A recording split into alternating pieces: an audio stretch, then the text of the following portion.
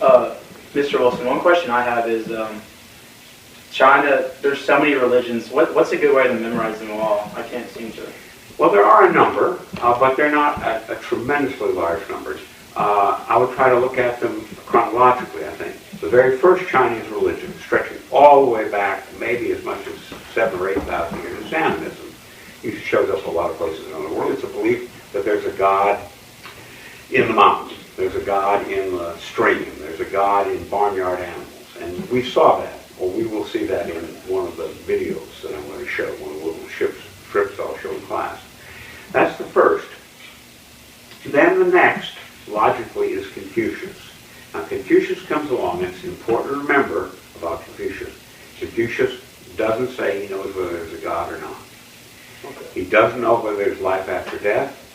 And although he advocates showing respect for ancestors, like kowtowing and burning incense, he doesn't even believe that, he doesn't know whether or not the ancestors are even sentient, that is, have any knowledge of what's going on. He recommends it because he wants people to frame their minds in respect for the ancestors, so they'll have respect for the elderly, and so on.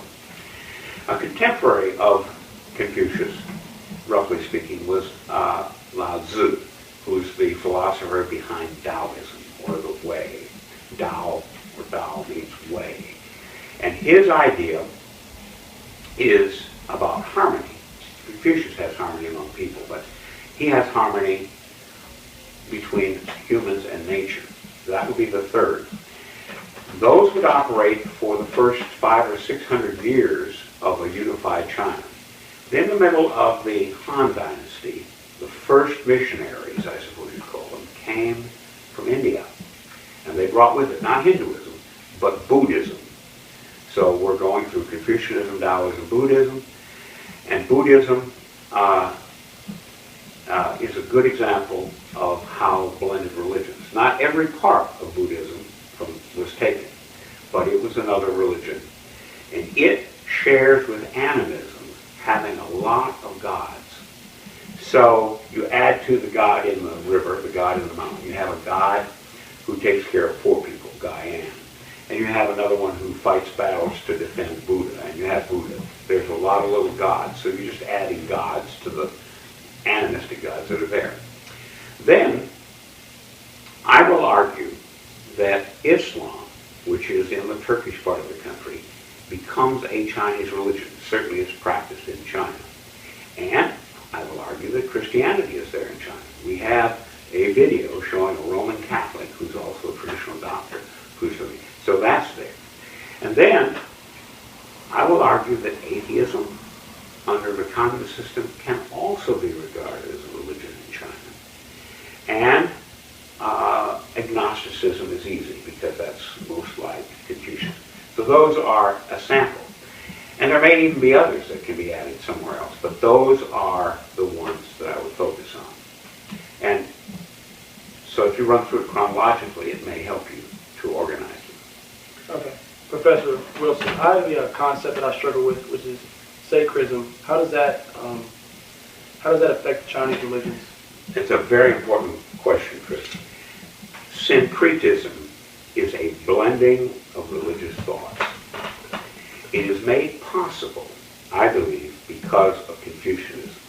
If you look at Confucianism as the core of Chinese thinking, then it becomes easy because Confucius doesn't say there's life after death. He doesn't say he knows that there's a God. He doesn't know if anybody who dies is known, knows what's going on in the world. So because he's neutral on these religions, you can begin to add other religions. But what happens with syncretism is the only parts of foreign religions that are added are those that don't fight with Confucianism. Let's take, and animism doesn't fight because it's native. Taoism doesn't fight because it just says, well, there's a way out there in nature. And Confucius isn't at war with nature. He just thinks human relations are more important. When you get to Buddhism, there's some problems.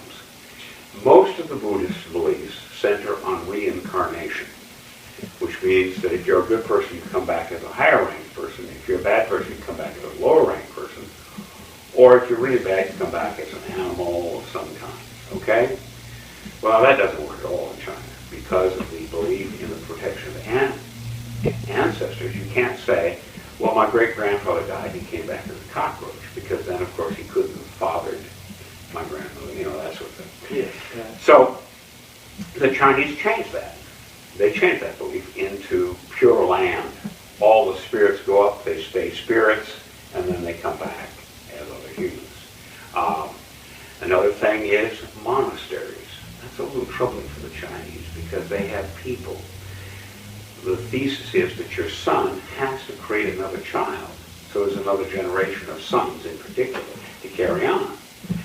Well, the Chinese modified that. They had monasteries, but it was only for families where there's 3 or 4 sons, and you can afford to give one son or one daughter up to the monastery. That's what I mean by syncretism. It blends together, but only the things that last. Now let's go on to Christianity. We'll see in a strip a Roman Catholic who describes his Catholicism. I'm sure he's absolutely sincere about it. But the only parts that really come through are those parts like, be kind to poor people. Well, Confucius was kind to poor people. Taoists were kind to poor people. So it's only the parts that fit well. And that happens to be even true of communism, which is an atheistic belief. You'll see someone there say that he is following both communism and Christianity, which is a clear contradiction. But what he's saying is, well, the communists say we should be nice to poor people, and the Christians say we should be nice to poor people. So I'm trying to be nice to poor people, and I'm following both religions. What a thing that is. That also is true if you look at an idea of democracy. The only parts of democracy, as we understand it in the United States, that are going to really be acceptable in China are those ideas that can be made fit. Now, this may seem strange, but there is a symbol, the yin-yang symbol, a large circle with 2 teardrops, a white teardrop and a black teardrop. And then in the middle of each is the opposite color. That is, the white teardrop has a black circle and so on. That is a perfectly good example of syncretism. Everything blended together in one whole. Yeah, thank you, Professor Wilson. I appreciate Well, thank